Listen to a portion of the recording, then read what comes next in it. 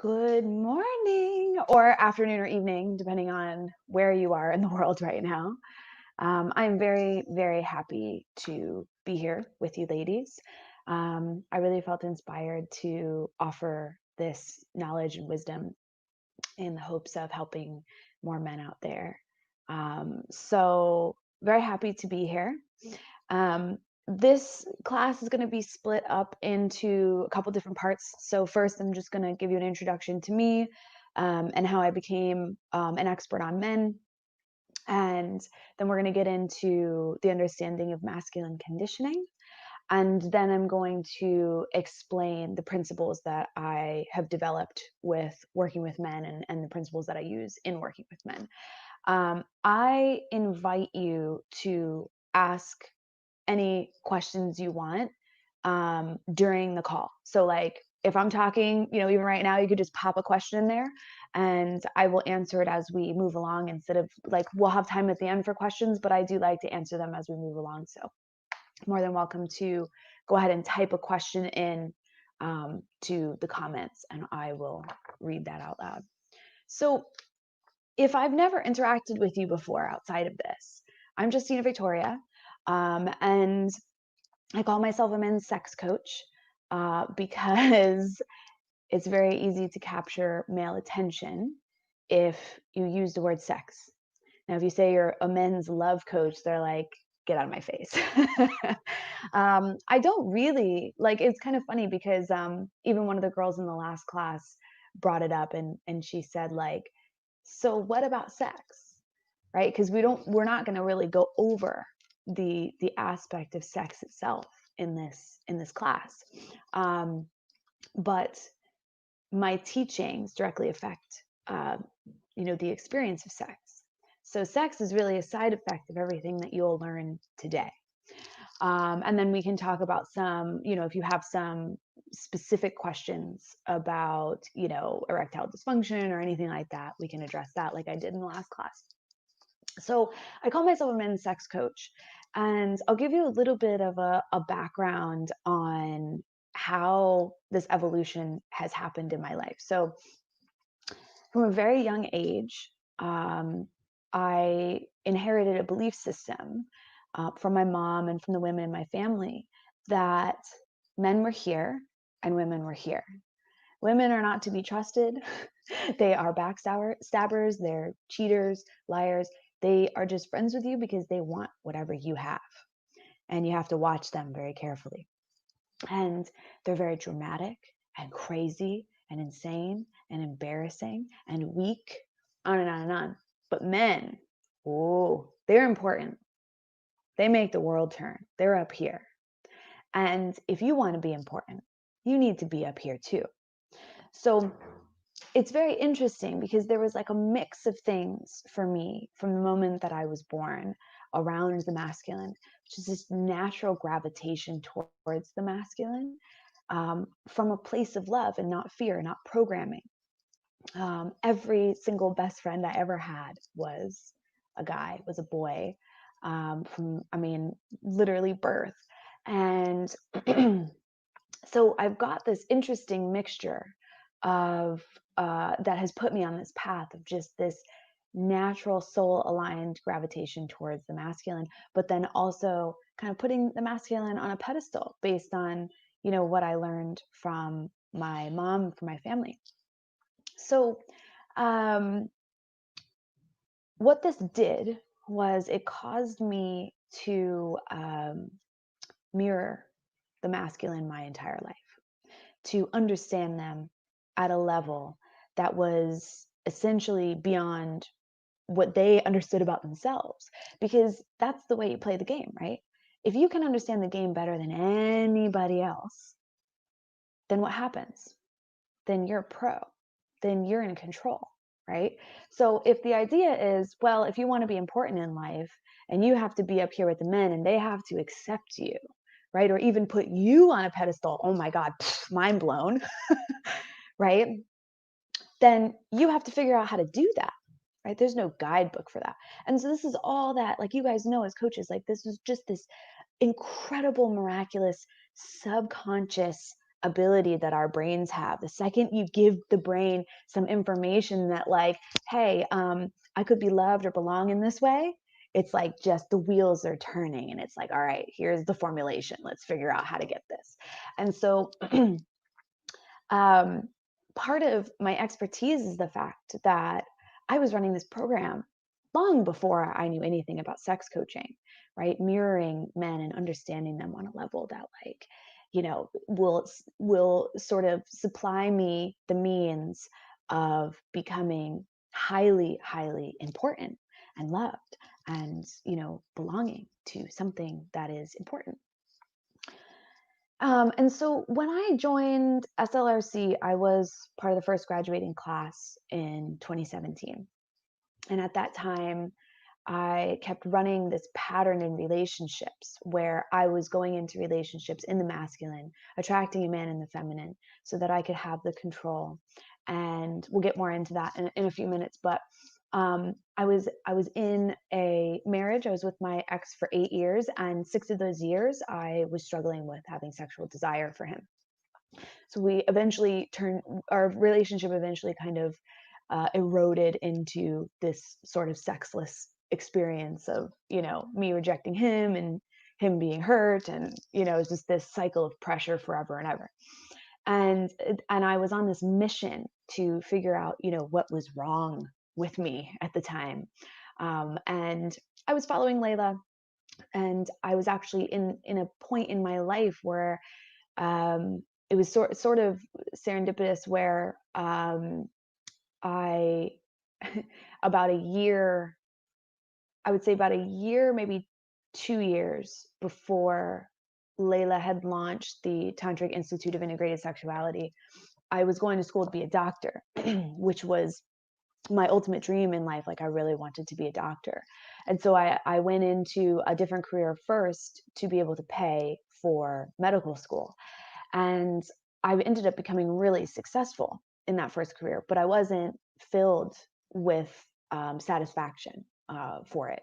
And so I was in this weird state where I was like going to school, but I was already successful, and I really didn't like resonate with a lot of things that they teach in medical school, and thinking about, spending $1 million on schooling in the US and all this stuff. I was kind of at a crossroads. And I remember one morning I woke up out of a dead sleep next to my husband, and I was just like, oh, I'm going to be a coach.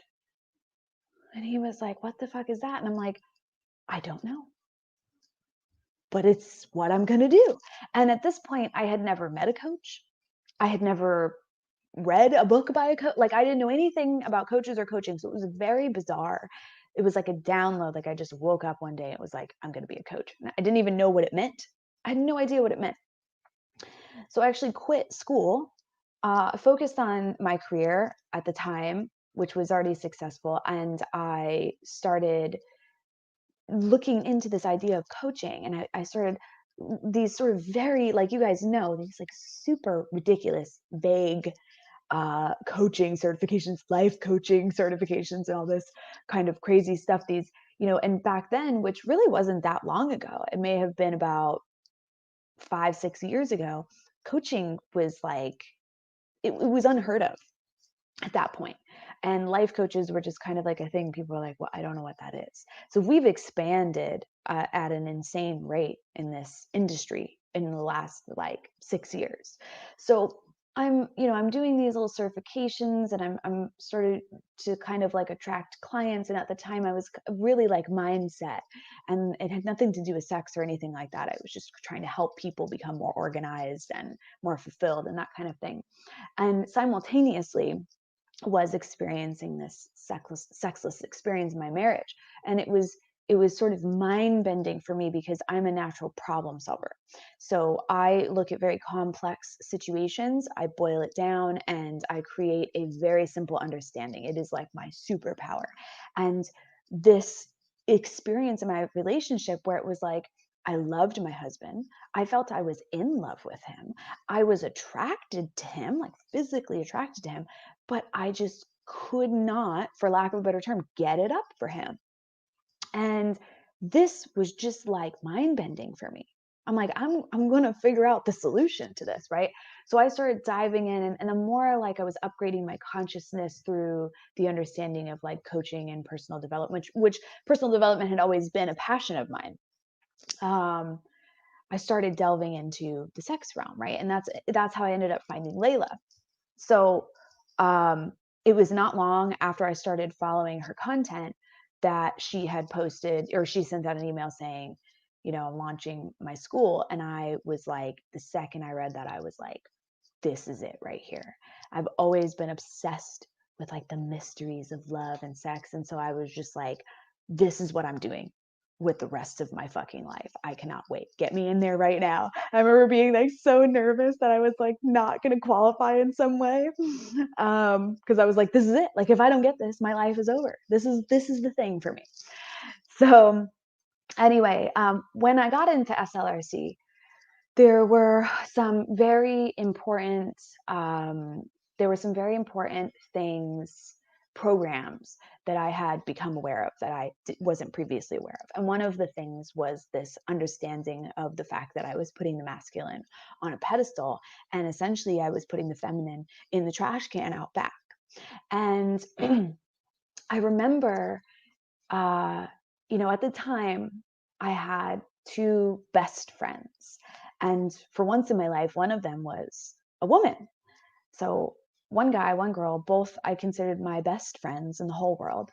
And I noticed as I started going through the processes in SLRC that what came into my awareness was my guy friend, right, and we would get together, and then my best girlfriend, she would join us, and it was like him and I were sort of ganging up on her and kind of poking at her, making fun of her. Like it was like me and him with the inside jokes and like, oh, you don't know anything about that.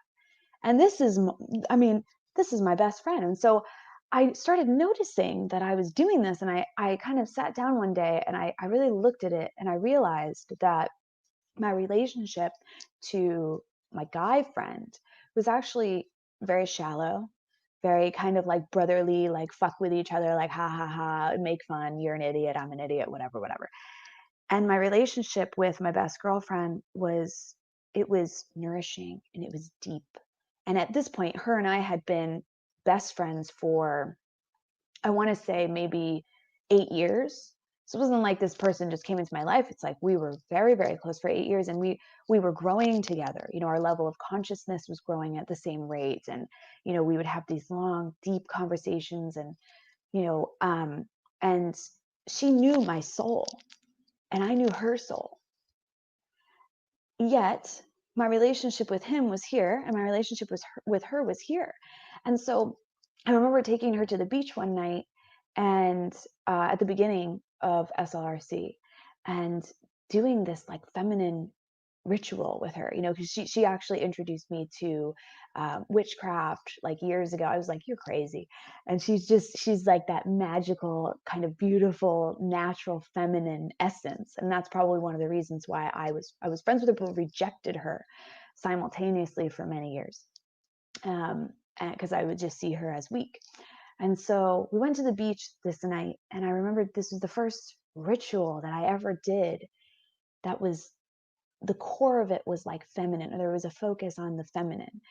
And it did feel very bizarre for me, very strange, very awkward for me. But I said to her that night, I said, I realized something here. I put him on a pedestal and I treat you like shit. And it's because I don't value you. I don't value the feminine. And that was a huge turning point in our relationship. So from that moment on, my love for the masculine is still there, but it's changed significantly. So I've got this kind of natural love for the masculine, this whole experience of practicing mirroring them my whole life. So I really get them. I really understand them. I know how to present information to them. I know how to get them to transform. I know how to reach their heart and soul in a way that they don't know how to. So that has become a superpower for me. But I've integrated my feminine side. And I remember in the last call, I was talking about like when we went to Mexico, and like, just remember having a fucking absolute like feminine meltdown. I was like, and I remember there was just one girl who I was just like hating her guts because like we would be done being naked and then we'd like go to lunch and she would still be naked and everybody else would have their clothes on. And I'm just like, just put your clothes on. Nobody wants to see your female body. Like, I was like losing my shit in Mexico. It was like feminine energy overload. But it was so funny because like at the end of that, um, like a lot of people in SLRC know this. Like I actually had the most intense, uh, terrifying purge. Literally last night, after the closing ritual, I vomited for 14 hours straight. I had to be taken to the hospital. I missed my flight home. Um, and it was so good that that had happened to me because two of my SLRC sisters were there. You know, one of them had to fly to London, the other one had to fly to fucking Amsterdam the next morning. They stayed up the entire night in the jungle with me, making sure that I was safe. And it was a horrifying experience. But I went to like Pussy Mansion the year after or whatever, and the girls were like, whoa, like you're not even triggered anymore. Like you're doing so good with the feminine.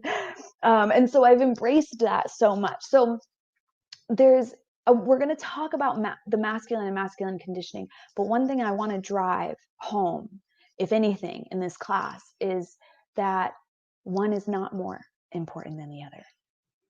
That, we as women, and I rode that train for a little while as well, we can get so caught up in the idea of feminism and taking down the man and the patriarchy that we start to do this thing, right? Where something is more important and something is less important, when really they're both important. They both work together like magnets, positive and negative, fire and water. We need both. Like if there was just women in the world, we wouldn't be able to reproduce. Like we need both components for balance, for health, for fulfillment, for happiness. Okay. So um so this class is I'm going to teach you how to work with men in a way that feels balance between the masculine and feminine. So let's talk a little bit about masculine conditioning.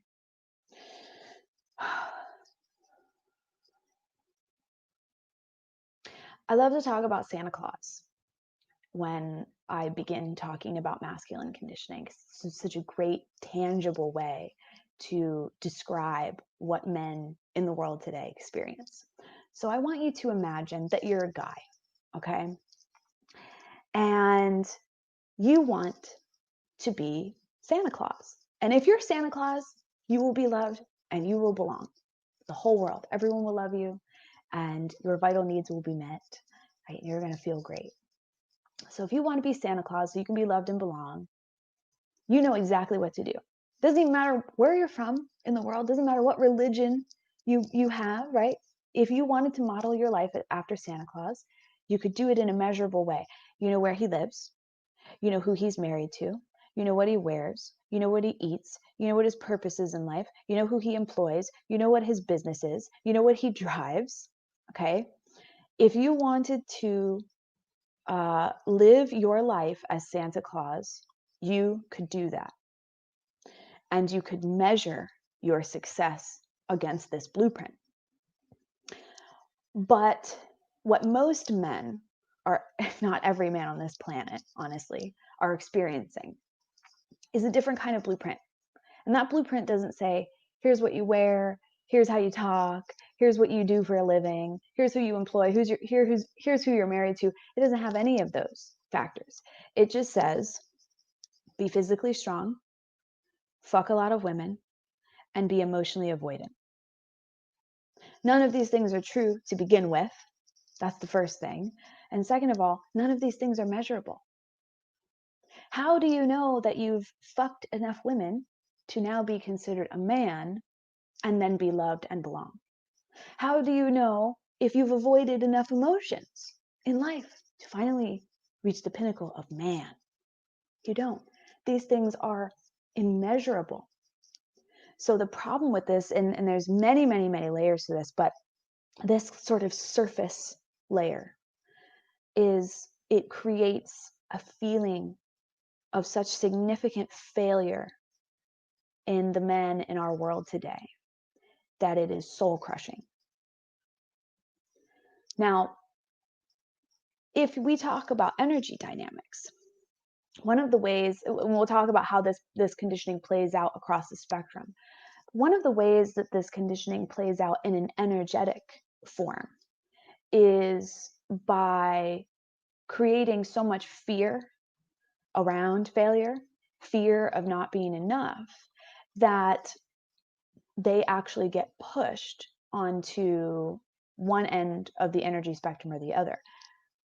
Many men, from my experience, are being pushed into feminine energy and energy dominant in their relationships. Now, I want to preface this this call with, I'm heterosexual, I work with heterosexual men, so I'm going to use heterosexual terms.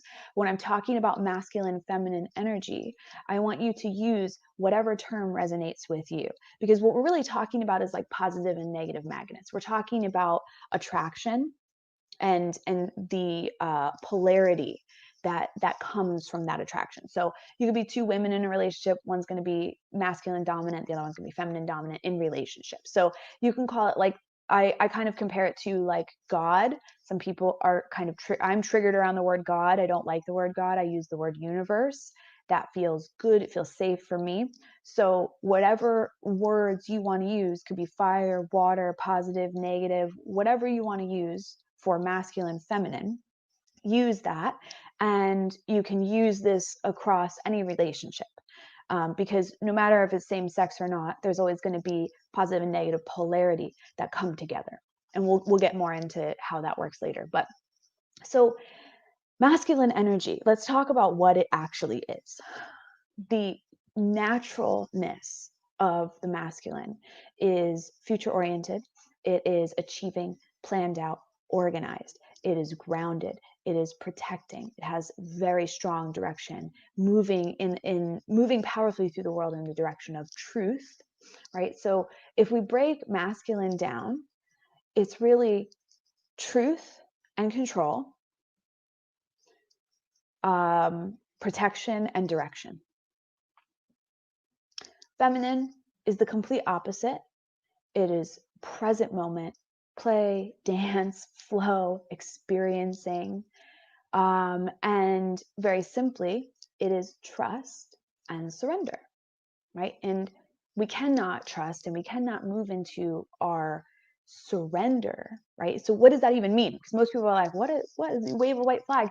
Surrender for the feminine is this dissolving into our deepest level, our deepest form of love, the energy of love. Okay, so our natural feminine energy, if you're feminine energy dominant in relationship, your feminine energy is going to be constantly looking for a way to dissolve into that, to surrender into that, to just disappear into love. And the masculine is there to inspire that dissolving, that surrender, by holding that container.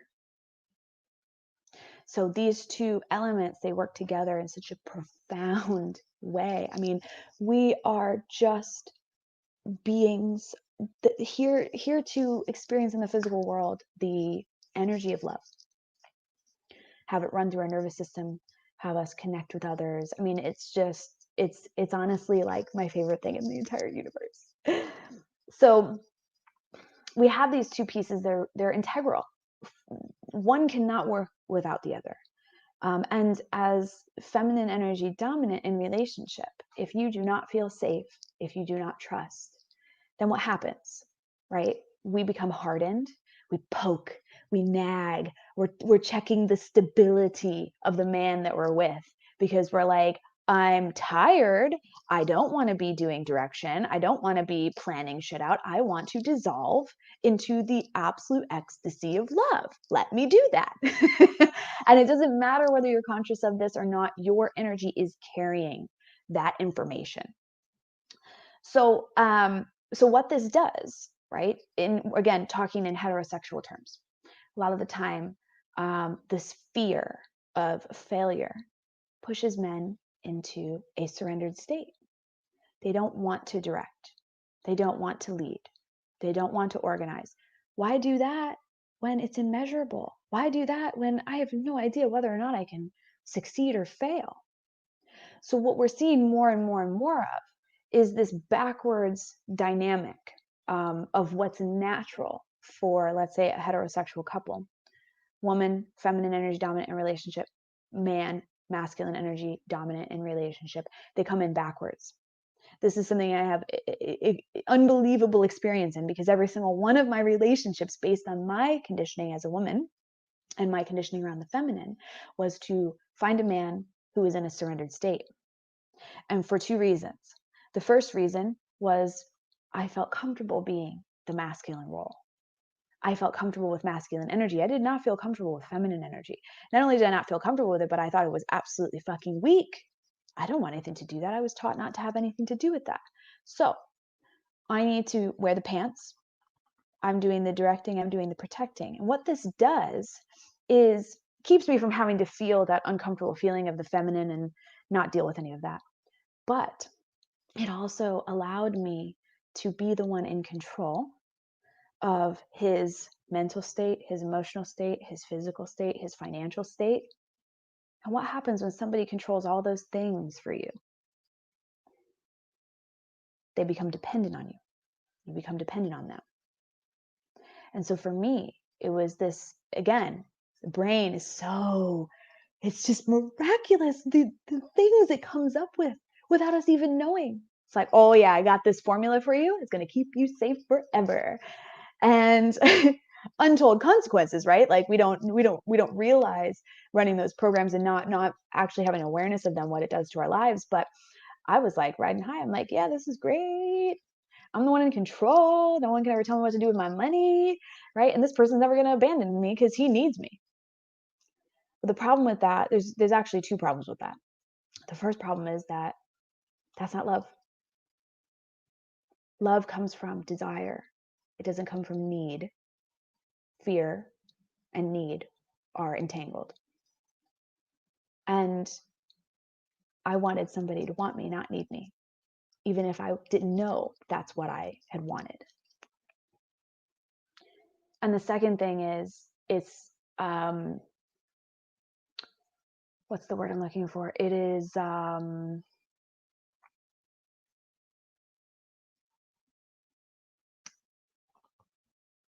word just flew out of my mind. It's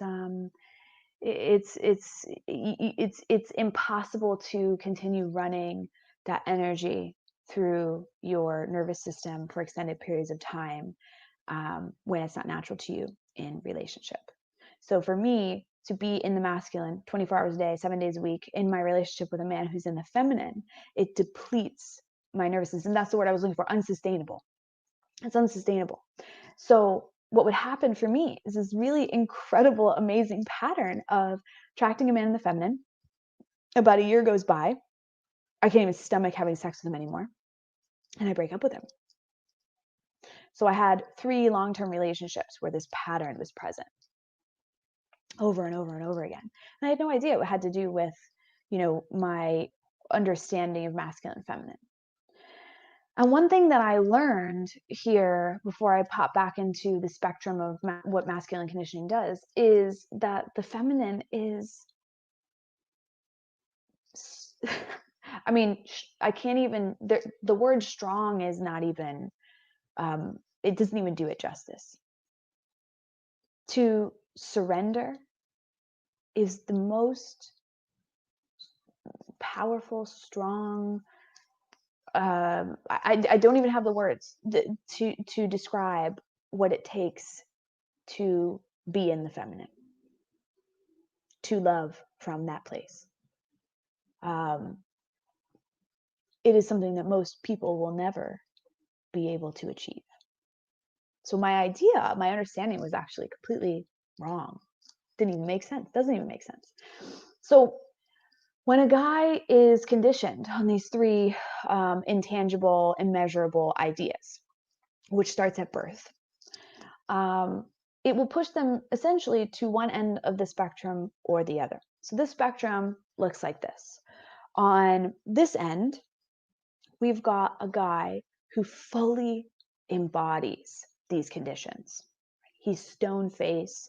He doesn't like things that are vulnerable, soft, weak, like no introspection, no heart connected, no heart centered, actions. It's just logic all day, every day. Stay up here in the logical mind. Disconnect from all of this, because you will never be loved and you will never belong. He tries to have sex with lots of women, right? Even though you can see those guys that they're just trying to fuck everybody, right? And they're just so empty, and they know it. They think like they just have to keep going with this program, and eventually they'll be happy, right? And they have to be physically strong. So a lot of these guys, they're obsessed with like working out and just kind of showing how strong they are to the world. And their experience in relationship, the outcome of experience in relationship with them looks like this. So they get into a relationship with a woman, so they end up being man enough, right, to be loved and to belong. The problem with this conditioning, when you teach a little boy to practice disconnecting from what he feels his entire life, when he finally achieves the love and belonging through this ridiculous program, he can't connect to it. He doesn't even feel it. He doesn't know that he has finally gotten to the place that he's been trying to get to his whole life. And his woman in relationship, the woman he's in relationship with will respond to his conditioning in two ways. He'll either have a woman who, well, actually both women will say to him, I just want to connect with you on a deeper level. I want to know you. I want to just go into a more intimate level, right? I want to be with you. And this man on this end of the spectrum, he genuinely cannot understand what this person is saying to him. And he keeps trying. And he wants to be with her. But he genuinely is like, I don't understand. Like, I'm holding your hand. I'm sitting next to you. I'm here with you. Yeah, but I just want to like be deeper with you. And he's just like, he cannot comprehend what that means. So he keeps trying and he keeps failing. And she keeps kind of nagging or bringing up the same problem or crying or whatever, keep asking him in different ways to receive this connection. And he just cannot understand. Because remember, he's trying to understand here, but that connection comes here in the body, right? That resonance, it's a full being experience when you sync up energies with another person. And so he just cannot understand. So what will happen is he will continue to keep trying and failing and become frustrated and sort of shut down, or he'll just become shut down because he just can't meet this person's needs. He doesn't want to even try because it's triggering for him. So this causes his woman to act in two different ways. She'll either become extremely needy, clinging to him, begging him for this connection, because now he's pretty shut down and now she's even further away from where she wanted to be to begin with. And so she starts to flip out and she's going into fear, right? And she's like, please love me, please love me, please love me, please love me. And he's like, okay, I can't do this anymore. You're suffocating me. And he breaks up with her. Or you've got a woman who operates in a different way, where when she's feeling disconnected, she's literally disconnected. She doesn't try to like death grip the thing that she's feeling disconnected from. She literally just says, cool, fine, whatever, cold shoulder. Maybe that'll make him come closer, right? And eventually the connection starts to degrade, and she just essentially gets sick of his shit and leaves. Now we got somebody on the opposite end of this masculine conditioning spectrum, which is the guy who completely rejects all of these notions. He rejects the idea of having to be physically strong. He rejects the idea of having to be emotionally avoidant. And he rejects this idea of having to fuck many, many, many women, right? And he's the guy who's like, he's like the people pleaser.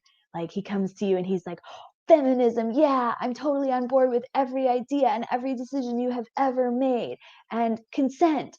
And like, he's just, anything that the feminine wants, he's just like, yeah, perfect, awesome. And this guy on this end, he is pushed from fear into the feminine, whereas the other guy is pushed more into this like really twisted, unintegrated masculine energy. This guy is pushed into the feminine, so he's looking to the feminine, or women, if he's heterosexual, for direction and protection. He's saying, I'm not going to make any decisions because the world says that I'm bad and evil, and I don't associate with any of those things. So you tell me what's okay for me to do. And after we get done having sex, I'm going to say thank you. The consented sex that we have consented to. Thank you very much. So he's powerless. He is in a surrendered state, right? He's not taking action. He's present moment. You tell me what to do. I don't want to get in trouble. And so for him, what he is afraid of isn't vulnerability and weakness and softness. He's afraid of conflict. He's afraid of disharmony. He's afraid of anger, frustration, all of these sort of intense, like disharmonious emotions, the things that he's afraid of. He's got his heart on his sleeve, and he'll tell you his deepest fears, and oh, let's just snuggle all night, or whatever it is. But he is afraid of his power. He's afraid of having power. He's afraid of leading and directing. He doesn't want to be left with the bag, holding the bag. So for him, his experience in relationship is backwards polarity. So he's in the feminine, he attracts a woman like my former self, and the masculine who's going to just tell him what to do in life. And what happens in that relationship is like I was describing earlier, where it's unsustainable. So for a woman who is naturally feminine energy dominant, in relationship, sorry, there's like a bus blinding me. A woman who's feminine energy dominant in relationship, if she's in the masculine all the time, is depleting, literally depleting to the energy in the nervous system. So what happens to her, she becomes hardened, right? She's not in a state of surrender and ecstasy and love and all this stuff. She's just hard and angry and nagging and annoyed and fucking frustrated that my partner can't just decide what he wants for dinner for once. And so his existence in relationship is like a zombie. It's like no decision making, no direction whatsoever. Whatever you tell me to do, great, because I don't want any conflict, right? Like, yes, dear, anything you want, dear.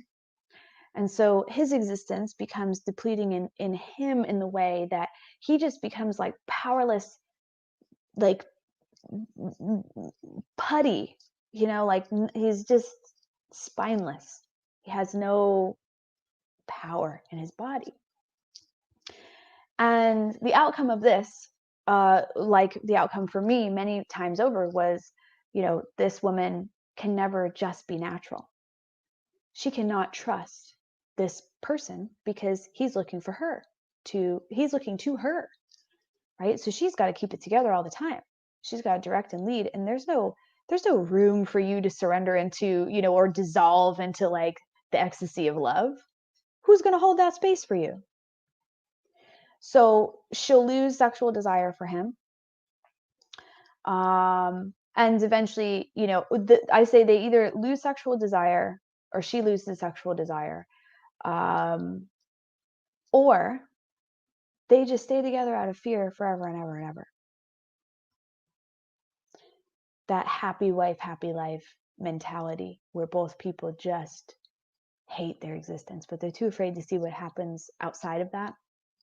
My grandparents are a great example of that. They have been together forever. They fucking hate each other with a passion. And my grandmother is just constantly trying to drive the train. My grandfather is just like a lifeless, whatever, zombie. So the outcome is the same for both men. Doesn't matter what end of the spectrum you fall on based on the conditioning, the outcome is the same.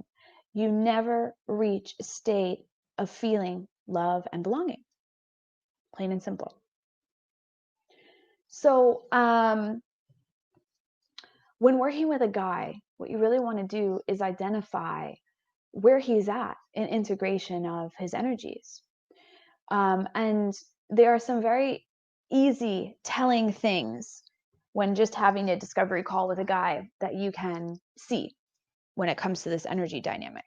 So if you imagine a relationship like a plane,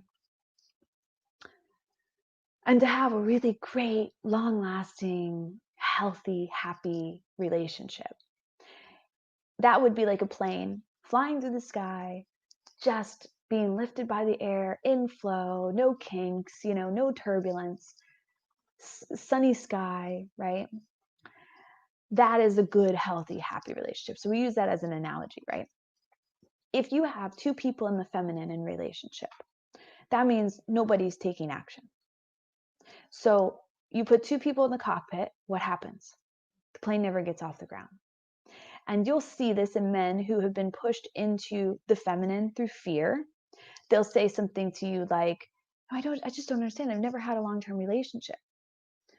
Or, I get into relationships, it only lasts like 4 months. I don't know what I'm doing wrong here.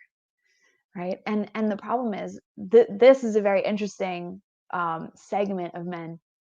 They are in the feminine and they're also attracted to the feminine.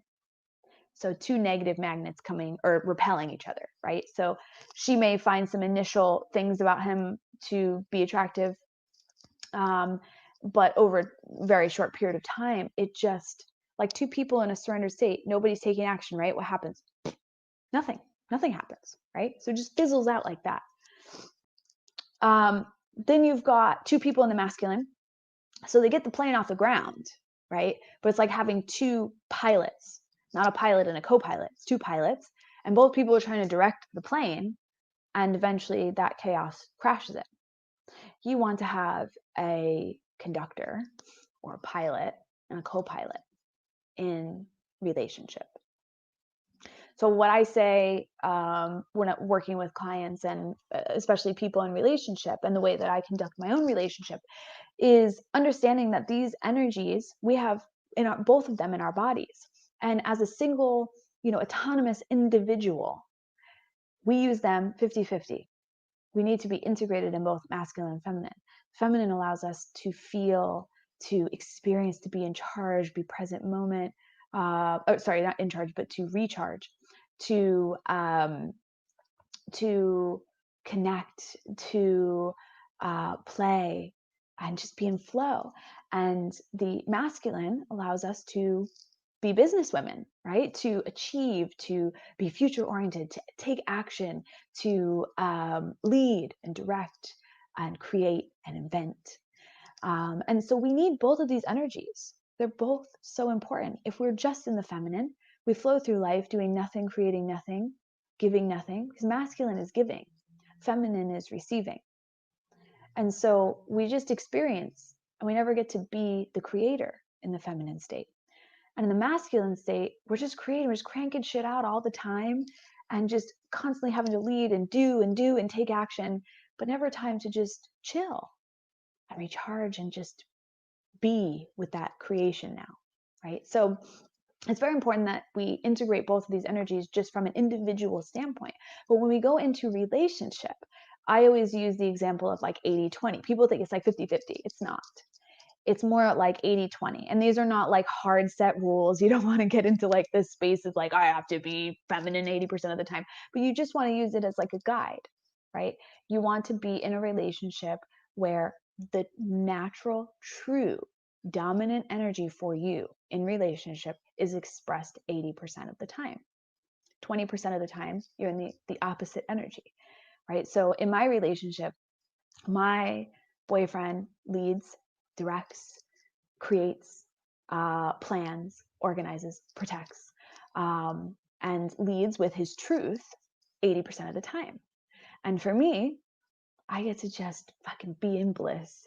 And it's so funny when you finally have a partner who understands these energies, right? Because he knows that I get wet from him planning shit. After all the years of me planning and having to do stuff, it's like, oh my God, yes, let me just dissolve into love. I'm so happy right now. So you want to just, in relationship, it's not the same as being an individual. You really need your energies to create magnetism, to attract each other and to work together and to be in this magnetic, beautiful, energetic flow together. When you're both in the masculine, it's like a kink in the hose. That water, that energy just cannot flow. When you're both in the feminine, it's like there's no energy, there's nothing happening, right? So it's about balancing. Somebody has to be in the masculine, somebody has to be in the feminine all the time. But for me, as an example, who is naturally feminine energy dominant in relationship, being in the masculine 80% of the time depleted my energy in all of my relationships. I had no sexual energy left because sex is, for us, for women, is surrender. Like, how could I trust this person? They can't even figure out what they want to eat for dinner. To surrender into my deepest form of love. So when you're working with a guy and you're looking at his conditioning, which will affect them in different ways, like you see on that spectrum, a guy isn't just going to be, some of them, the real hardened, like unintegrated, super masculine ones will be pretty rigid across all areas of their life, I come to find. It's very rare that you might see like, oh, in this area of his life, he's a little more soft and vulnerable. Typically with those kind of guys, they're like the same rigid person across all areas of their life. But with the guy on the other end of the spectrum, he wants to be powerful, right? Even though it scares him to have to lead and direct, he wants that. So you'll see where there's different areas in his life where he feels more comfortable being in masculine energy. But you'll notice in relationship, especially, he didn't want anything to do with any decision making. Okay. So how do we work on integrating these guys? And by the way, if you have any questions about what I'm saying, write a comment in there and we will go through it as we move through here. So I'm going to share my process that I've developed with working with men over the last 4 years here. One moment. Okay. So the first part of working with men, which is what I'm going to share with you today, is what I call integration or masculine integration. And sorry, one second, I'm going to come back here. And in this, I'm going to share the first 10 principles with you that I take them through. And this is just the beginning of how I work with guys. So I work with them. I try not to work with them so much one-on-one anymore. It's just too much for me. But I have a company called the Boys Club, and it's kind of like a secret society type vibe. And they go through the 4 rites of initiation, which is integration, seduction, eroticism, and romance. And each of those areas teaches them different principles. So the integration, these are the principles from understanding how to integrate powerfully into your masculine. So the first is truth. This, like, it doesn't matter what man you're working with. Anytime a man comes to you, you want to start with this principle. It is the foundation of everything else.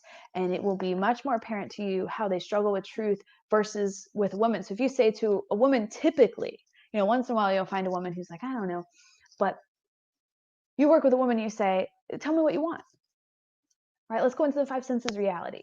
It's typically fairly easy for women. You say that to a man, he's like, I don't know. If he's unintegrated, he's like, I have no idea. And his imagination is very, very small, very, very limited. And the issue with this is that if you don't know what's true for you, you cannot move in any direction in the world. So if you're meant to be in the masculine, or your desire is to be in the masculine in life, and that's action taking, you can't take any action. You can't plan for the future. You can't organize yourself. Everything starts with knowing what is true for you. So you want to help them to differentiate between what is truth and what is fear, what is a program and what is genuine passion, and to help them to reconnect to all of this, right? So if you're taught from a young age, disconnect from what you feel because you'll never be loved and you'll never belong, then what happens? You actually disconnect from your being, your existence, right?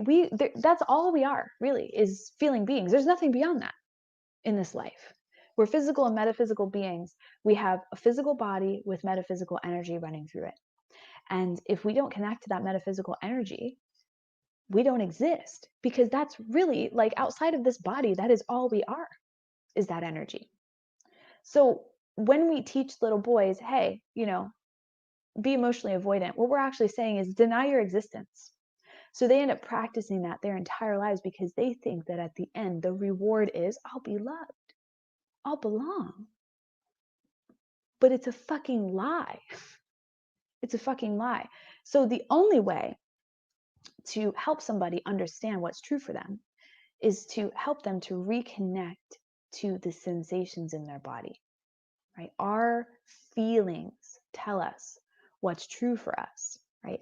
And this is where I place like an asterisk, because you have to be very, very proficient in your own body as a coach, understanding and interpreting the messages of sensation. Many people think that, oh, whatever I'm feeling is true. Well, it's true that you're feeling it. It doesn't mean it's the truth. So it's very, very important to get really good within yourself, which I imagine that most of you are, if not all of you are, because as coaches, it's something that we do. Very, very proficient at being able to distinguish within yourself what is true and what is a fear-based program. Okay. So this is the foundation. It can also be the hardest thing to teach guys because they have no basis to go off of, right? So if you work with a woman, like with women, we're conditioned oppositely from men. As young girls and boys, we're taught that, nobody really wants to deal with your emotions, but like you got hormones, you got a lot of shit going on. Like we know you're going to get crazy. So it's just fine. Just don't make it too much, too long, too dramatic. But like, we get it. We get it. Right? With guys, there's none of that. We don't have any consideration for them having feelings whatsoever. So as women, we get away with feeling, and there's some judgment around it, but it's tolerated. With men, there's no tolerance. We have no tolerance for a man that feels. And one other thing that I want to put in here around truth is this really great. This is just like one of my favorite things ever. I worked with a guy a couple of years ago who came to me with erectile dysfunction and sexual trauma, and he was saying to me, I'm so sick of my body. I'm so angry. I never know if I'm having sex with a woman or going to have sex with a woman. I don't know whether my dick is going to work or not. I don't. Sometimes I'm hard, sometimes I'm not. I just feel like my body betrays me, and he's just so angry about it. Because he feels he's lacking control. And as you work with men, you'll start to understand, like they all have the same conditioning, and they have these little insidious toxic beliefs that just fuck with them and make them feel like failures all the time, right? And one of those beliefs is that, it connected to the idea that you must fuck a lot of women, is that if a woman wants to have sex with you, you have sex with her. You're a man. Like, you're supposed to spread your seed, right? So if this woman wants to fuck you, who knows when your next chance will be? And also, the more women you fuck, the more value you have. So let's just do this. So that combined with the idea that you don't feel, right? You don't know what's true for you. Then what happens? You're trying to have sex with people you're not even attracted to. And like, as a woman, that might be like, I know even for me, right? Even being in the masculine half my life, it's insane to think that I could not know that whoever I'm having sex with, I'm either attracted to or not attracted to. But that is how far removed some guys are based on this conditioning. They don't even know that their dick is not getting hard because they don't actually want to have sex with this person. It's like horrible, the experience that most of these guys are living based on these conditions. So when you start to teach guys like penis is a compass, right? Like, connect to it, listen to it. The dick isn't a joke, right? We've got this idea in society that like the dick is this funny, gross, disgusting, hilarious thing. We slap people in the face with it and we teabag people with our ball sacks and ha ha ha ha ha. And the ball sack is disgusting. It's hairy. It's this and that. I mean, are you joking? Like, the cock and the testicles are so powerful. Like, what guys really need to be integrated in understanding with in reconnecting to their truth is making it safe to reconnect to their body, right? So in society we say, well, your dick's disgusting and you have to do it because you're a man and you're just so horny all the time. This is a separate lie, by the way. So I'm just gonna like make a side note here around our conditioning and our biology. It's completely backwards. You've got I think somebody actually asked me in the last class about, she said, I'm working with a guy who he's suffering from premature ejaculation. And I said, there's no such thing. There is no such thing as premature ejaculation. Men are meant to come in under a minute.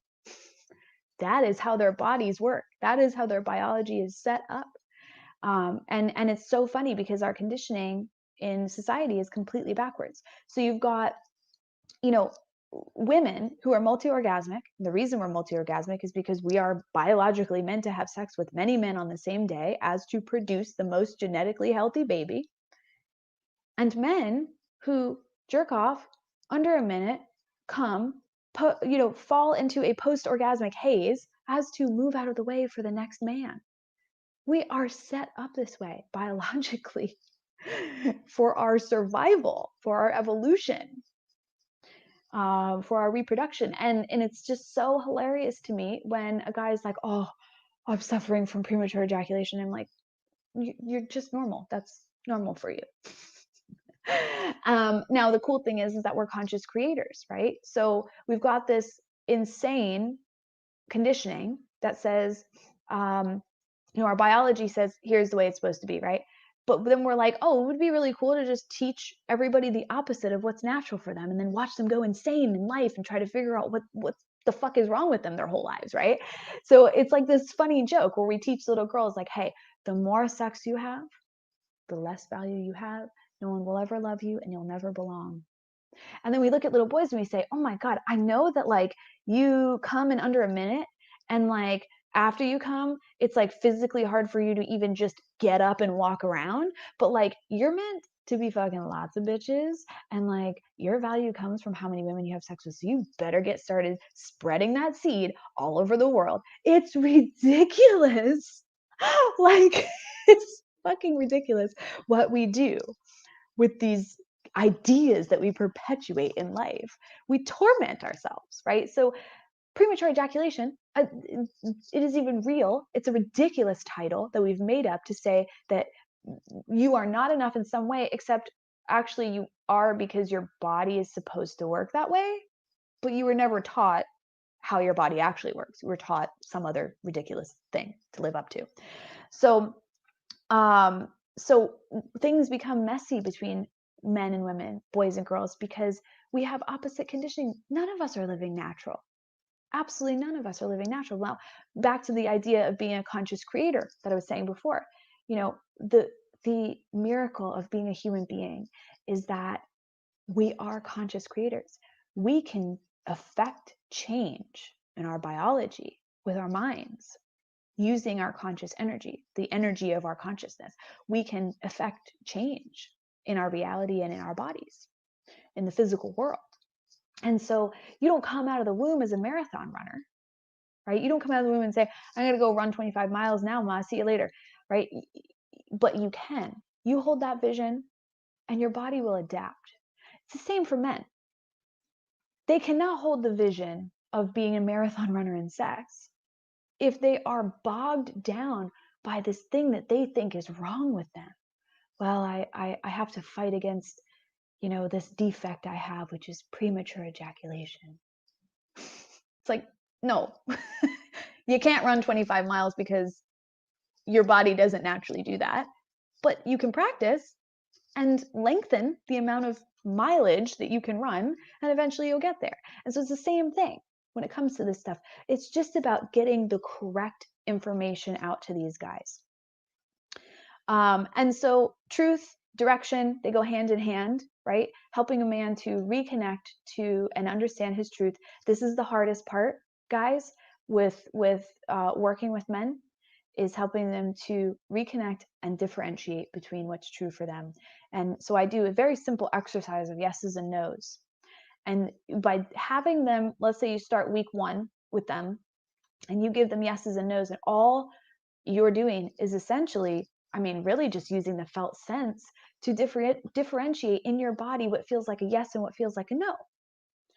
Okay. And everything down from what they're eating that night to, somebody's asking them for something, to choosing a movie, to feeling into what they're doing at work that day. All you want them to do is just start becoming aware of what the yeses and nos feel like.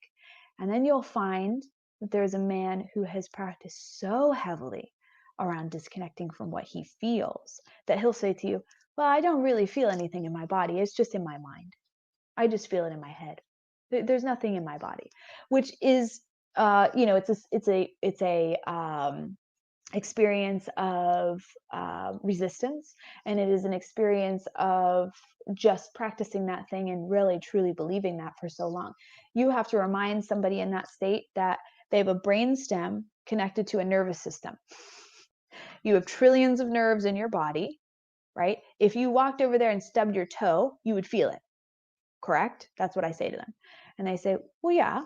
I said, great. So the messages that your brainstem is sending through your nervous system, which it's connected to, tells you what you feel in your body. And so sometimes with them, it's so subtle. And you have to start off with teaching them to connect to the things that are really blatant for them. And typically for those guys, they're constantly avoiding like feelings of anxiety because they don't know how to, because they don't connect to what they feel, they don't know how to regulate their nervous system. They don't even know how to differentiate the messages coming through as to regulate their nervous system. So what you got to do is say, what's something that you feel most often? Anxiety. Oh, what's that feel like in your body? And you just help them to connect to the things that are really big. And then they can move into a smaller realm, like yeses and nos, if that feels a little far away from them. So we're going to move into groundedness and courage in 1 second, but I want to put something here as well around this interesting loop of nervous system regulation for guys. So most guys, they don't know how to regulate their nervous system. They're running off like an infant version of regulation. So this is where we get into a little bit about porn. And the guys who will come to you and say, I'm addicted to porn. I think I'm a sex addict. It's not true. And I'll explain why. So when the nervous system is activated, if you have no understanding of what the message is, right? So like imagine that your body is like a spaceship and you're sitting at the captain's helm of the spaceship And all of a sudden, one of the little lights starts blinking on the dashboard and the alarm starts sounding. And you go over and you check it, and there's like a little label next to it, and it says, there's a wire malfunction in the boiler room. Send somebody back there to fix it, right? Your ship is in danger of death, which is essentially the signals that our brain sends to our body whenever our vital needs are being threatened. So he sends somebody back there, he fixes it, the alarm goes off, the flashing light goes off, and you move on with your life, right?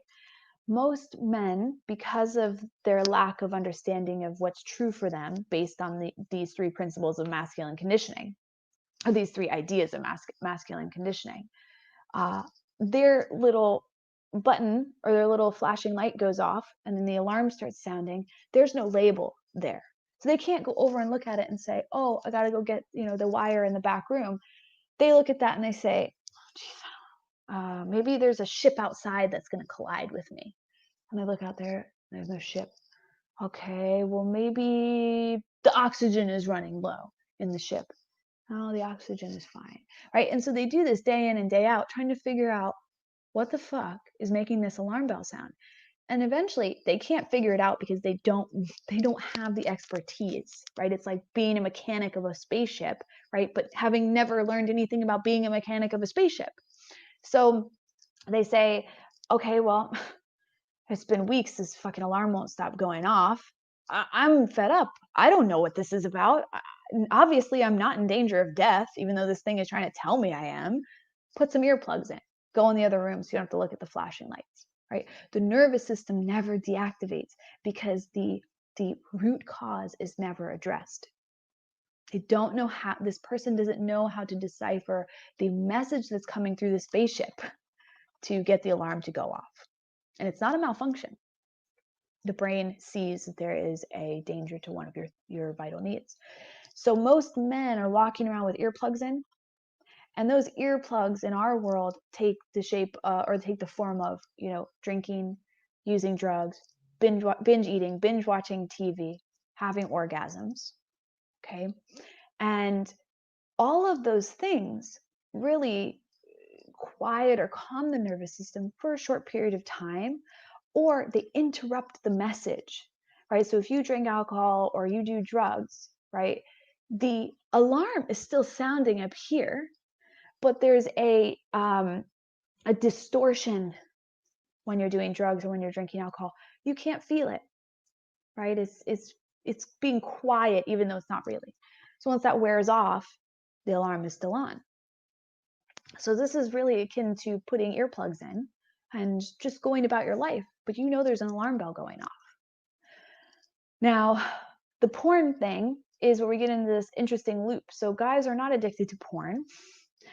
It is a self-soothing mechanism, and it's a loop that they get stuck on. So let's say the nervous system's activated and you intuitively know that an orgasm will quiet and calm the nervous system, or at least distract you from the alarm because it just feels too damn good, right? So you turn porn on. And the reason you turn porn on is because think about, like, what we do in SLRC is we practice something new. Before you ever went into SLRC, if you were unfamiliar with practices of masturbation or self-pleasure, how did you self-pleasure? Probably in only one or two ways, right? You were either taught that way or you figured it out and you just kind of repeated it forever. And that is what men are experiencing, right? So they were taught, like, if you jerk off, you either jerk off to a fantasy of somebody you want to fuck, or you watch porn. This is how we do it. And so they've practiced that their whole life. So their brain says, well, nervous system is activated. An orgasm can kind of interrupt that alarm bell going off. And how do I get myself to have an orgasm? Oh, okay, I watch porn. So they go, they watch the porn, they jerk off, and then a very interesting thing happens. Most men have conditioning around porn. It has a bad aura. It makes me a bad person. I should be ashamed of myself, on and on and on and on and on, right? So they have an orgasm, and then what happens? Fucking new neural network pops on that says, you, my friend, are a bad person. Reactivates the nervous system. So they get stuck on this loop of like shame or guilt around watching porn.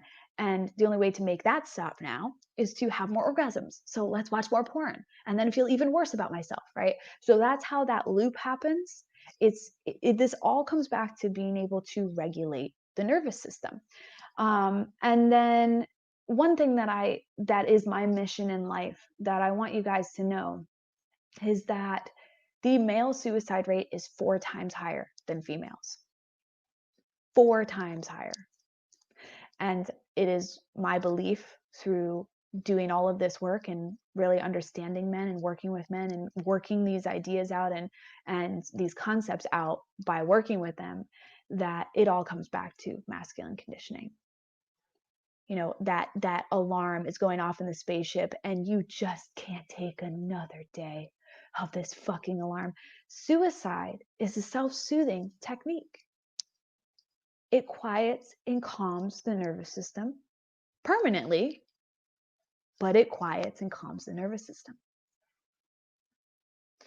So the third principle here is groundedness. And under this, what you're doing is teaching a man how to now take the interpretation, that truth, that message, and to regulate in a way that genuinely regulates the nervous system and creates not a cycle of dysregulation, but a cycle of regulation, right? So you change one thing and you maybe self-pleasure in a different way, and you start to kind of erode the shame. And now self-pleasuring actually becomes regulating. It doesn't become dysregulating. It's like, oh no, I just self-pleasured because I was dysregulated and it made me even more regulated. Like, this is amazing. Right? So you start to teach them how to regulate the nervous system. The things that I teach under that principle, I wouldn't even have a full day's time for at this point in this call. I know we're over an hour already, but you can use your expertise, your understanding of regulating the nervous system, help these guys to be able to do that and to understand the messages that are coming through.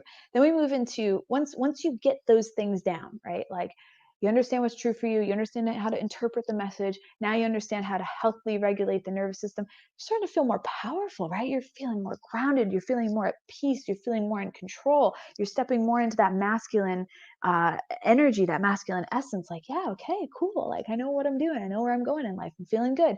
Now you move into courage, right? So courage is the idea of becoming emotionally courageous. So guys are taught to be physically courageous. There's this idea that, like, at some point in your life, you'll get into a shootout or you'll have to save your woman from a villain or whatever, right? This is what we perpetuate in our movies, even as children. It's like knight in shining armor is going to come save the woman or whatever. But in our lives, in our modern society today, like the opportunity for you to step into physical courage is going to be so slim. Like, it may happen less than a handful of times in your entire life. Pull somebody from a burning car or whatever, unless there's somebody like a police officer, a firefighter, somebody who is in a job like that. You're just a regular human being. Your ability to step into a role of physical courage is so slim, especially as a man. So what they really need is emotional courage, because that's something that we step into every single day. And one thing that I say to these guys is, yeah, it's cool that, like, you could protect your home and your woman and your family, right? But can you create the home and the relationship and the family in the first place? Most of them cannot, right? So it takes emotional courage to be able to create those things in the first place. So what you're doing in this principle is teaching them how to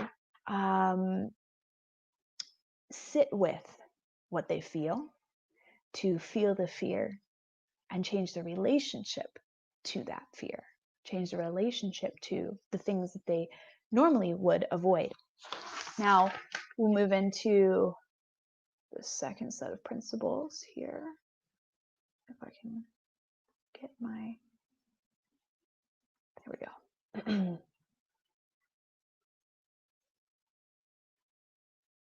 Okay. So control is not like a death grip Okay, like we kind of think of the idea of control in this sort of unintegrated way of like you're trying to have control over somebody, or you're trying to control circumstances and death grip things and when things aren't going your way. But control is really this idea of like almost um being able to stay grounded when things are really tough, to stay in an abundant mindset when you can feel that fear of lack creeping in, right? So control is about really controlling your thought process, right? Controlling your perspectives, connecting to choosing, choosing to connect to abundance versus lack, choosing to connect to gratitude versus a victim mentality. So that's a very straightforward one. It's just like teaching somebody to control, and even control not being in control. Like one funny thing that I say about my boyfriend is that he plans his spontaneity. So like he's the most balanced person you could ever meet in your entire life, and he knows how important it is to be spontaneous, and he controls that, right? So he sets days and times and experiences where it can be something spontaneous. And so that's what we're doing in control, is we're helping men to realize that they are truly in control. And another thing that you can teach in this principle is the levels of consciousness. So if you're familiar with the levels of consciousness in control, you can teach them how to move from, to me, by me, through me, as me, right? Through me is a control state, even though it's a flow state. Through me is setting your intention and letting it come, not death gripping it. By me is death gripping. So you want to actually upgrade them from a victim, or I must do everything by me, by my hands, I must swim upstream, to life happens through me. I set my intention and it just comes. Sixth principle, power, presence, leadership, is all about having presence in life, being present. You cannot be present. Think about that spaceship again. How hard is it going to be present when you've got an alarm bell sounding, right? Presence is now, we're moving into a whole new space of power, like feeling so strong and so connected in your body that when you walk into a room now, people feel this incredible energy coming from you. This guy's fucking regulated. This guy knows where he's going. This guy's connected to what's true for him. I mean, it is a powerful, powerful experience to move into that place.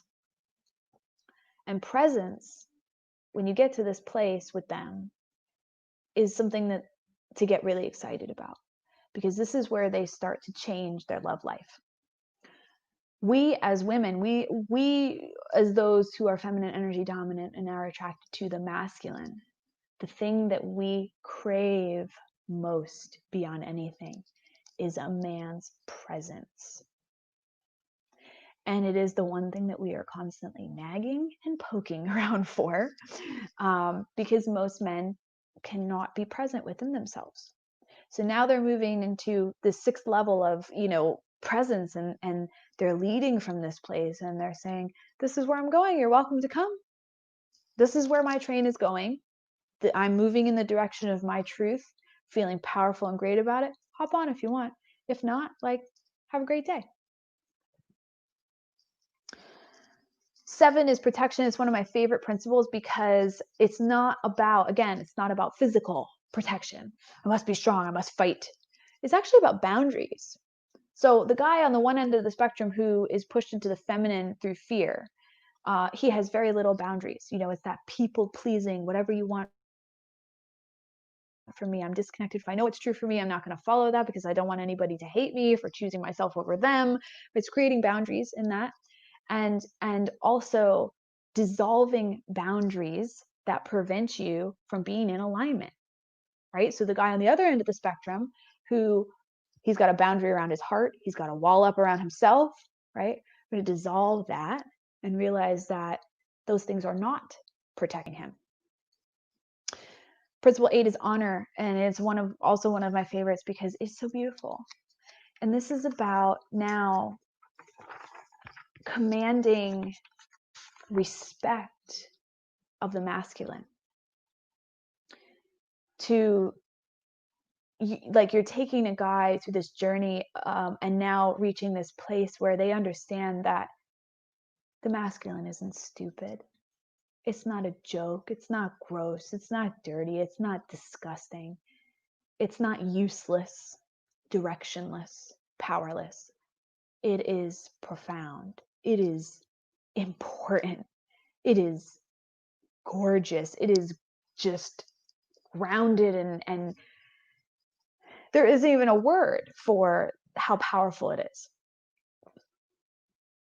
And to honor the masculine outside of themselves, whether that's connecting to the sacred masculine, whether that's leading the men around them into honoring and respecting each other instead of, oh, you're fucking stupid, oh, you fucking oh, your dick's so small. It's, hey man, like, I noticed something's going on with you. You want to talk about that? Or, hey man, I noticed that you did this thing the other day. I just want to tell you, like, that was really inspiring. I just want you to know that. Right? So it's about honoring the masculine that you have now become at this point, but also directing and leading and up-leveling the masculine around you who may not be at that level, and connecting to that greater presence outside of you. And then just scroll up here.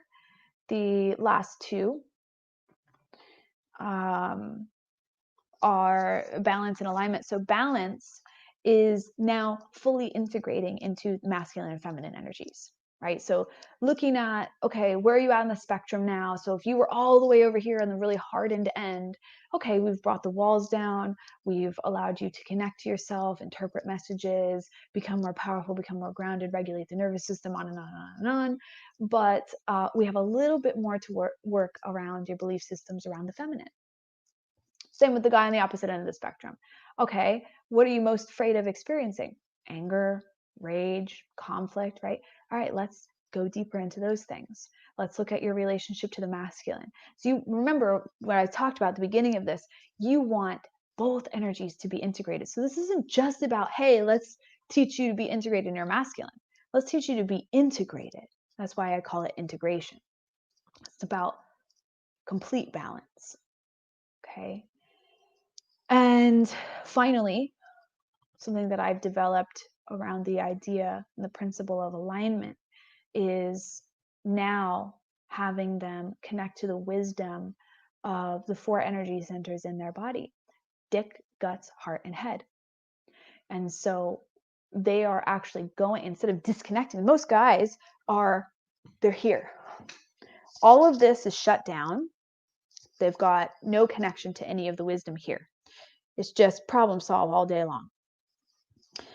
And when they move into alignment, what that means is that they're connected to the passion and the creation in their dick, the power that lives there. They're connected to their power and intuition in their guts. They can go there for wisdom. They can go, like, same thing with their dick. Am I really attracted to this person? Plain and simple. It's the same way that, we learned in SLRC to, like, connect with our pussies, and, like, a lot of the girls will say, like, oh, I asked my pussy for everything. If she's turned on by it, then it's a yes, It's the same thing. And then we've got the energy center of power and intuition. It's so potent in men, and they don't even realize the wisdom they have there. We've got love, and we have logic and imagination up here. Most guys are conditioned into logic. That's it. Sometimes they use their heart a little bit, but most of the time it's just logic, logic, logic. And it's just a flatline existence. It's completely flatline.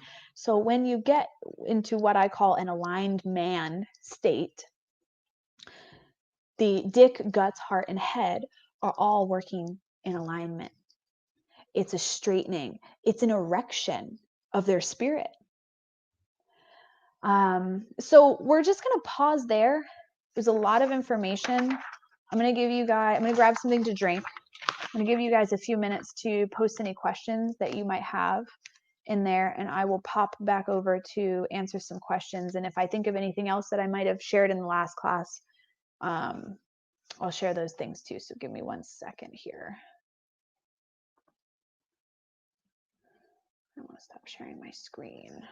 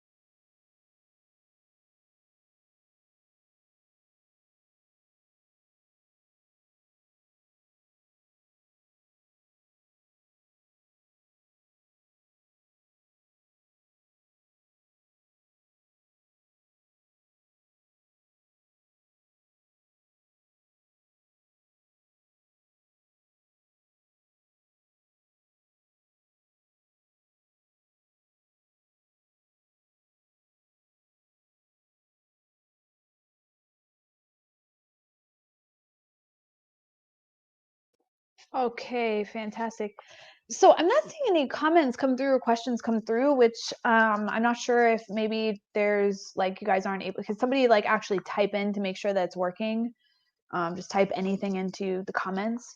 In the last class, I had like an infinite amount of questions. So I want to make sure that you guys are able to ask questions.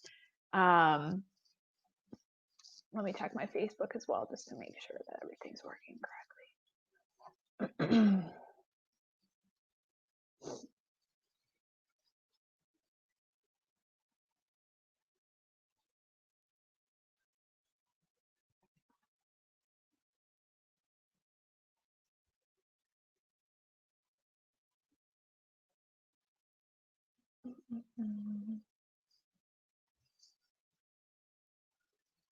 So if somebody can just post a comment so I know that it's working.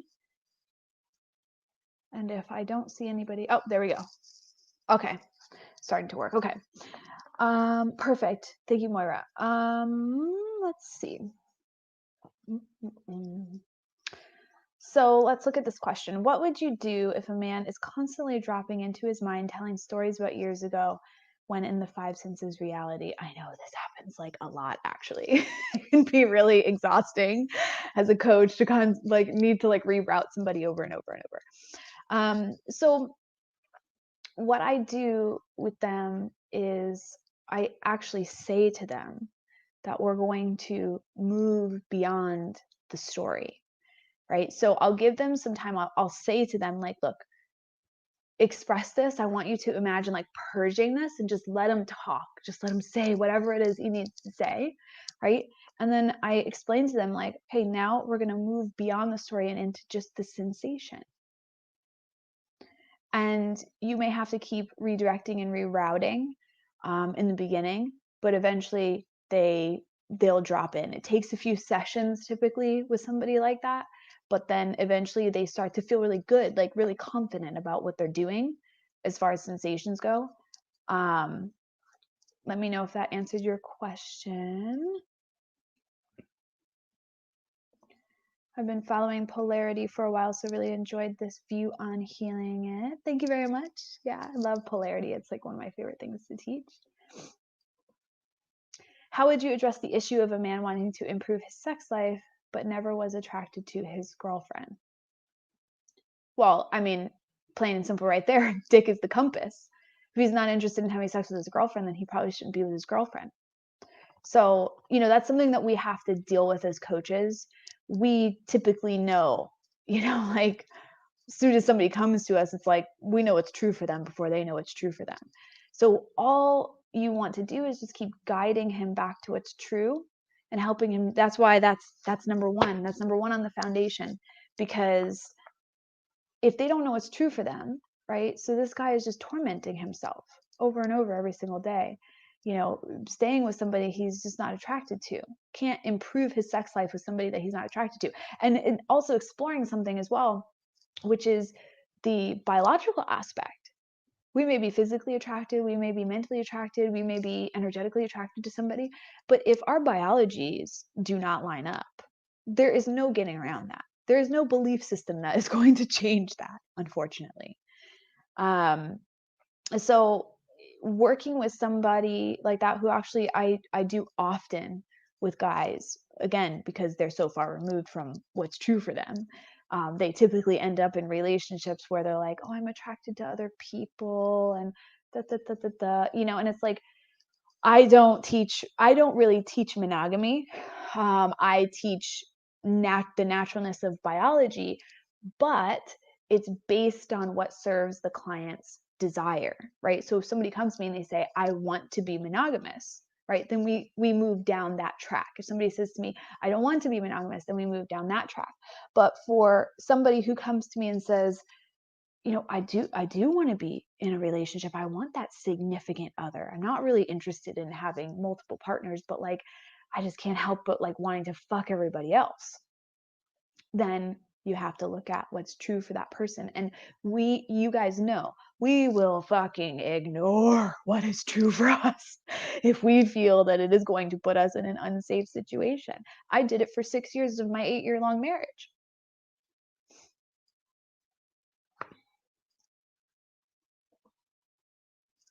So the key work is bringing them to live from their bodies. No, it's to have them into alignment with what's true for them. That is the key of the work, is to be able to interpret the messages and then be able to live from that place.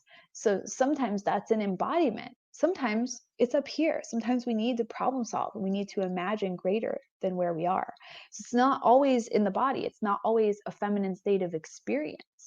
Remember, being in the body is feminine. Being in the mind is masculine, right? But we want to merge those things together so that they work together and they integrate together, if that makes sense.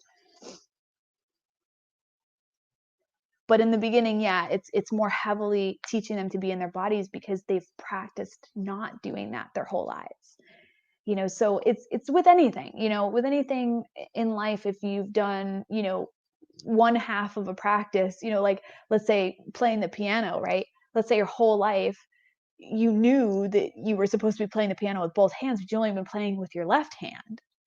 So the left hand's really proficient. And the right hand you perpetuate not using because you know that it's not as fast. And it's like, it's kind of hard. I have to relearn all this shit on this side and I don't want to do it. That's what it's like for men, right? They're like, this is easy though. I've been playing with my left hand. So just like do that. When really they can't play the totality. They can't play the fullness, the richness of the song, because you need to be able to play both parts simultaneously. So it's not just about the key work being just being in the body. It's about teaching them that, but bringing it all together as one, as an integration between the two. So I hope that answers your question. And it looks like we have no more questions this morning or evening, wherever you are right now, my Aussie ladies. I'm going to leave the group open.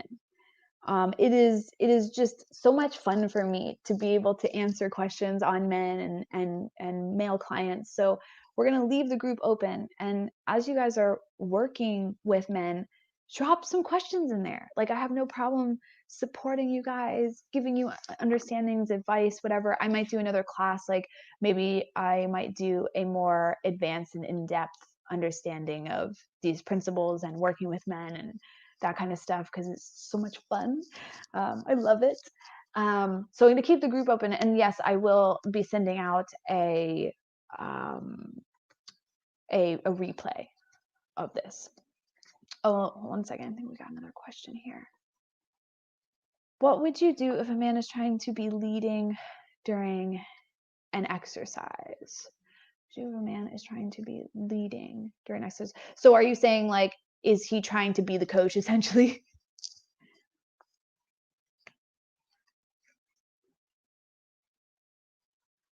Let's see if you respond to that.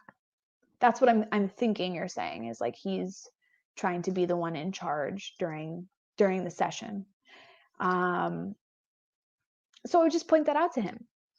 Like, guys work best when you can just bring things into their awareness that they weren't understanding of. And you want to always do that in a compassionate, loving way. But you want to say, like, look, and men really respond to that, like, very direct, logical way of being. Say, look, this is how this exercise works.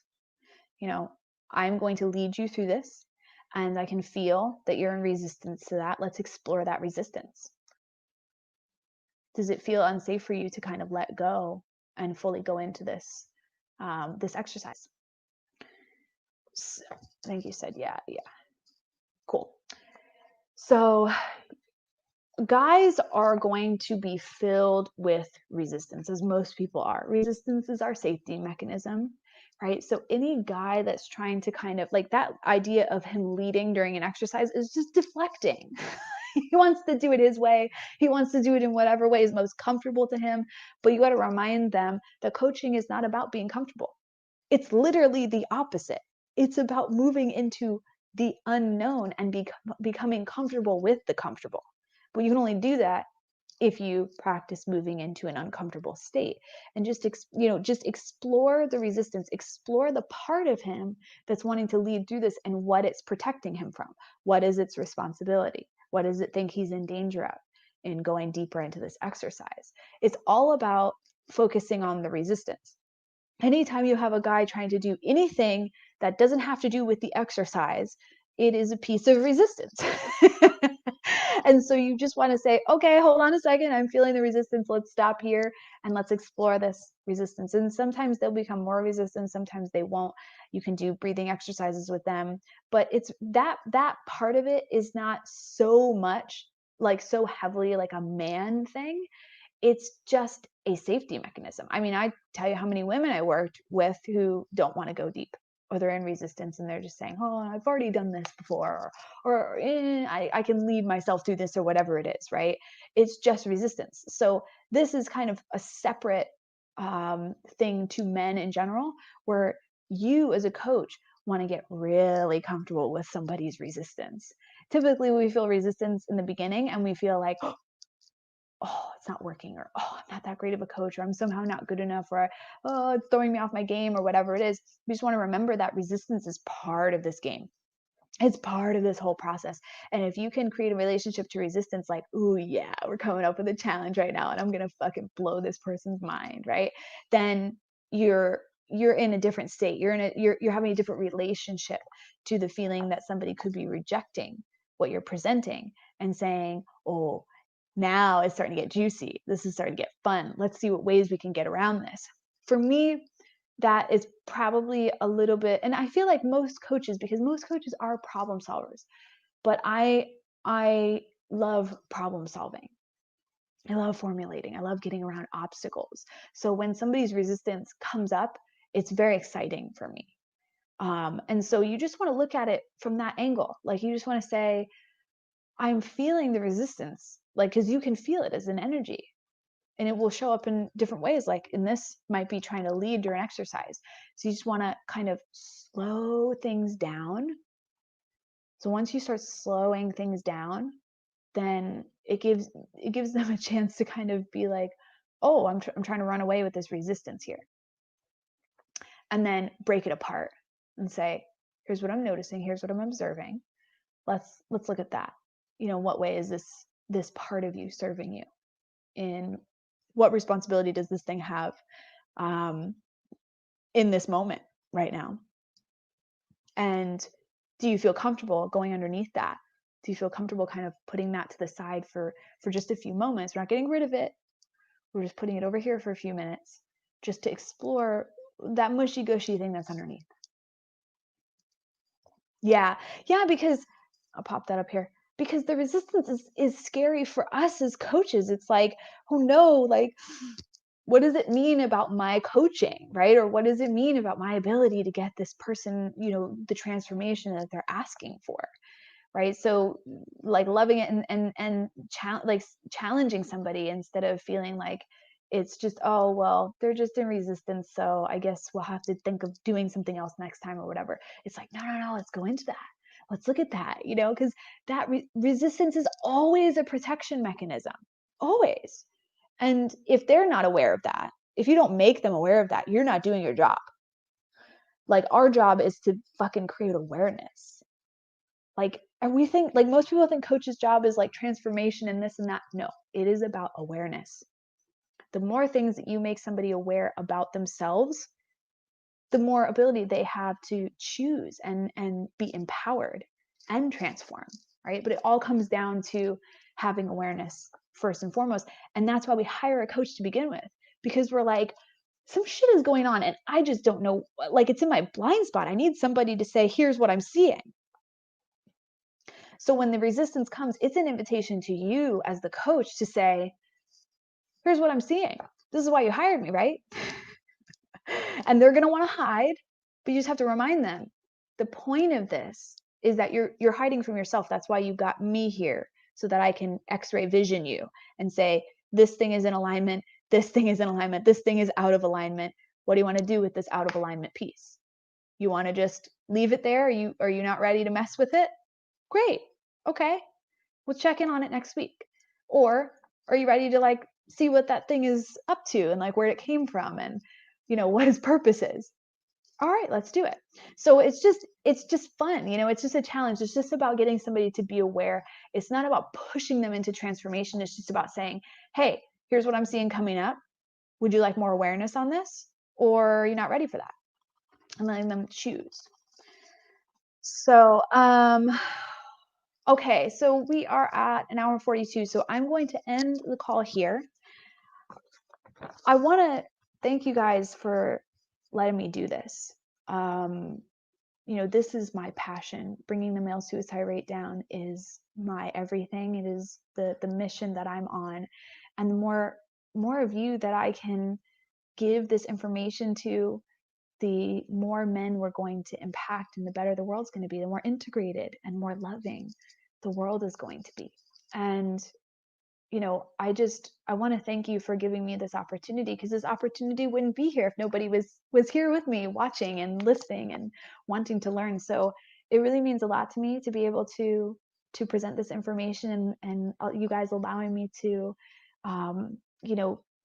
be the full expression of my passion. I really love it. I love you guys, and I want to thank you for that. I will post the replay of this, and if you have any other questions, post them in the group. Try not, like, if you want to send me a direct message, you can, but I invite you to post any questions you have in the group so that the other women can see it and learn and be on the same page as you. So have a great rest of your day, night, evening, and I will chat to you soon.